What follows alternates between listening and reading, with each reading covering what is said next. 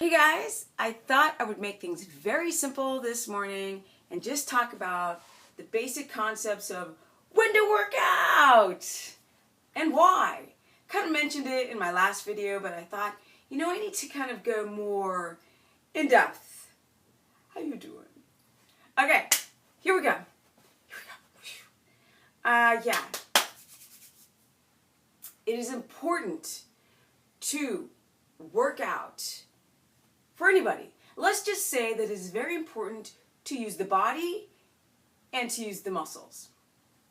Now, technically, I would say that to get the business, of course, you've got to, when you're trying a ketogenic diet, or let's call it the lifestyle, because I don't want to be static, I want to be flexible. This non-BS lifestyle, there's certain things that you have to consider when it comes to exercise. Now, we want that nice finite balance because we are already having inflamed bodies. So when you go and you force exercise on top of that and you really don't know how to connect with your body and you're using Fitbits and MyFitPals and you're using all these things, but you're not actually stopping for a moment and going, how do I feel? That's a bit of an issue because a lot of you people do not check out how you feel. Remember before in other videos I said we are living in the subconscious mind. And that's when you're on autopilot and you don't think, you just do.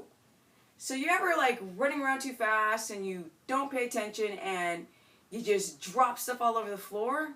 Well, that's when you are in the subconscious mind, because when you stop and pay attention, you most likely wouldn't have dropped whatever all over the floor or gotten into that fender bumper. So when you're working out, you gotta slow that stuff down. People think, I'm gonna do my P90X. I have coached a lot of people to get into a state of ketosis. And one of the things that I realize or find is a lot of you guys are doing the P90X. What are you doing? No. You can exercise, and you can exercise, and you can exercise, and you never get rid of this, ever. And you can exercise, and you can exercise, and you can exercise, and you just feel more tired.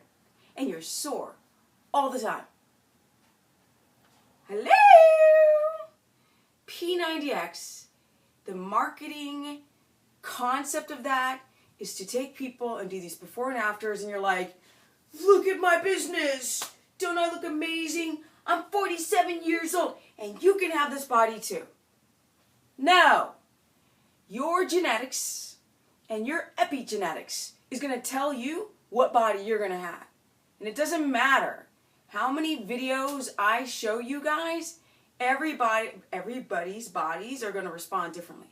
But I promise you, when I start doing workouts and food, I'm not going to do like one-stop shop. No. Because I'm not motivated by the chain.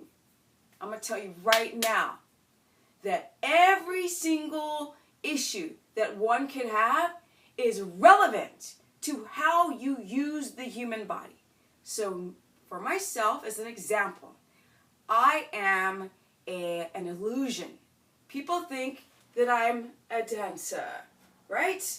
They're going like, oh, you have a dancer's build. You must be a dancer. Or they think that I'm a running, jumping, sprinting athlete, and I've explained before, I've had 10 surgeries on my left knee as a pro skateboarder, and I can't run out of a burning building. So the last thing I'm going to do is be a running, jumping type of person. But they look at my body and they assume that. Then, because I used to be a pro skateboarder on those vert ramps, I have inflammation everywhere, so I've got arthritis. So when I'm working out with the younger guys, and I'm like, yo, this is starting to hurt, they're like, oh, stop being a wuss. And I'm like, it's not working, guys. No, see, I look like this because I'm smart and I pay attention. You look like that because you're not smart and you're not paying attention. Millennials!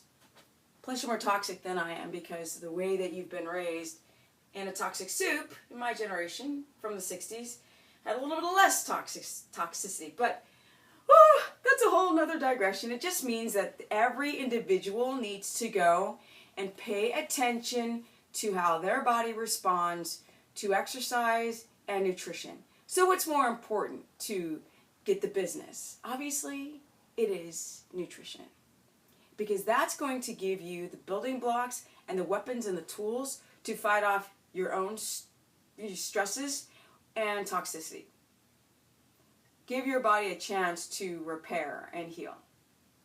So if you think about something like leaky gut, a lot of people have leaky gut from poor nutrition, and so you're malabsorptive. You're not absorbing all of the nutrients that you need to build muscle. So you have to go and fix your nutrition to then, when you go into the gym, be able to build muscle and to not constantly be sore and in this catabolic state of stress or cortisol-ridden state from not having your nutrition on par and then running to the gym. The gym is not your solution. I see people in the gym on the treadmill every day and they never change. Ever. Never ever. I'm like, what the frack is going on? Whoa, guys. That sucks for them. Because I'm all about flexing and moving and breathing and evolving. Or else it's depressing. Everything is. In your job, relationships, if you can't learn and experience whole new reactions to whatever situation that you're in. And that includes your nutrition and your workouts. All right, so that's why I'm here to talk about the ketogenic diet, otherwise known as the non-BS lifestyle.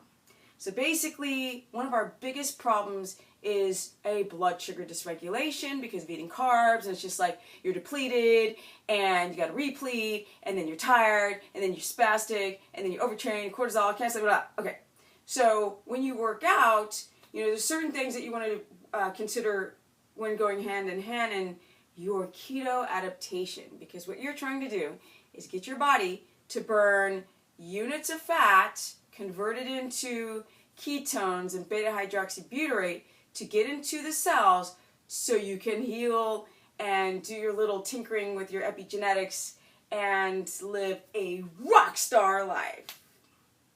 Okay, with that said, whew, I love this stuff. This stuff is so cool. Should you work out in the morning on a fasted stomach? No. Sounds awesome. Freaking awful. So let's take a look at why. People are like, yeah, but you lose weight. Really? Why does everyone I see who work out with caffeine on fasted stomach, why do they not have the business? Why are they not closer to 50 than they are to 40 and still get lean and bubbly and have what? Energy, energy, energy, energy, energy.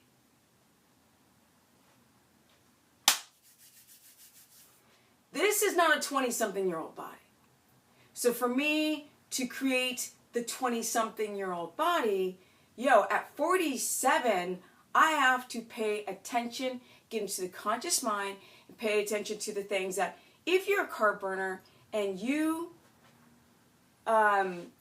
go to the gym after sleeping and get up and just go straight to the gym and have coffee. Well, if you don't even have coffee, if you just go straight to have some water, go to the gym, your gas tank is empty. Your gas tank for you carb burners is glycogen. Now your glycogen storages are low. And so your body, you go, you start on the treadmill, and in 10 minutes, whatever you had left, gone. So the body needs energy, and it's going to create it if you like it or not. So the first thing it's going to start doing is it's going to start pumping out adrenaline out of your adrenal glands because you need energy.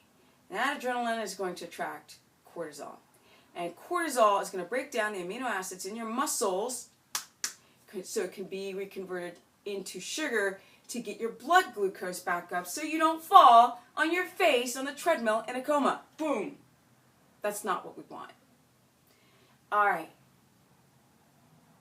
Another issue with going to the gym fasted is that your body's like, okay, I'm empty and you're pushing my body to do something, which I told you already stresses out the adrenal glands, which the adrenal glands are connected to your thyroid, your neurotransmitters up here, and your reproductive system.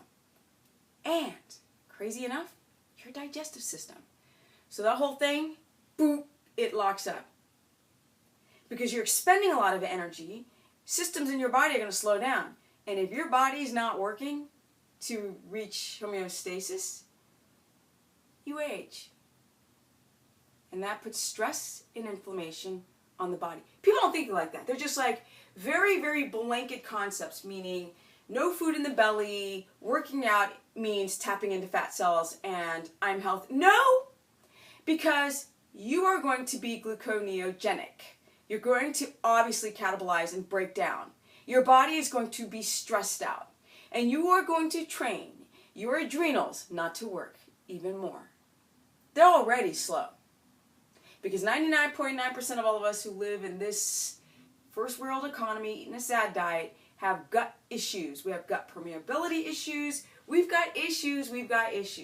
And then you're going to take your body that's already stressed out from everything, EMF poisoning and food and toxicities, your attitude, lack of pooping, to detox, and you're going to go and force yourself to work out with no friggin' glycogen left to give you the energy that you need so your body doesn't start breaking down things to get it back up.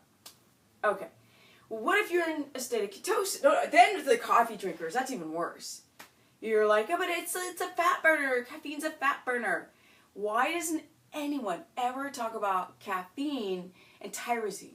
Why doesn't anyone ever talk about caffeine and your adrenal glands? What if your adrenal glands are already compromised? And a lot of us, they are, because we're constantly stressed out. We may not feel stressed, but we are. On a cellular and enzymatic level, your body is stressed out. And then you're going to go to the gym and go work out on an empty stomach with caffeine because you think you're going to burn fat? How's that working for you? Because the last time I checked, all those people on the treadmill that I see every morning, no. They look like shite. And they look tired. And they look bored on the treadmill. They're not getting the gains that they need or want. And of course they are not in ketosis, so we know that they are dependent on glucose. They're having blood sugar dysregulation.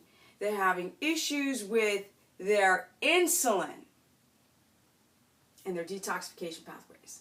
And you think you're going to get lean, ripped, and healthy, and great skin, and a glow, and have energy? Oh, no! There's no such thing as any of that, or night owls, or anything that y'all have been taught to believe. That nobody ever talks about the risks compared to the benefits. You're going to burn fat? What else are you going to burn and screw up in your body? Talk about that, you guys. Don't be so one-sided. Now, no, so does working out, now here was the question I got yesterday. Is working out fasted better than having digested food? Of course it is. But I don't want you to get up and work out fasted. Some people have no choice. So I want you to get up and take some coconut oil or some MCT oil or an avocado or some kind of dense fat that your body can start to go through the peristalsis. And now, maybe not just a dense fat, I thought about, an MCT probably is the best because it's going to bypass your gallbladder, it's going to bypass your small intestine, and it's not going to just sit in your stomach and it's going to be absorbed into the system. So I would say that an MCT is in a herbal tea is probably your best solution as a pre-workout rather than just going straight on an empty stomach. Oh my gosh, I have to make a part 2, but I really don't want to. So the best times I said to work out are between the when you wake up, but really around 11 when your cortisol is that you're peaked up and your blood flow and your heart rate's up. That's the best time to actually get gains for your workout. Do not work out at night because that produces cortisol. And somebody said that it boosts your leptin production. BS. It's messing with your adrenal glands. If you guys want to learn more, StephaniePerson.com. Or Stephanie the Business Person on my Facebook fan page, or Stephanie Ketogenic, so that I can explain to you guys what kind of exercise, resistance training, girls, hello, stop trying to push the HIIT training if your adrenals are messed up, so I can talk more about how to work out. I'm going to show the video soon. I just want to get the information out first.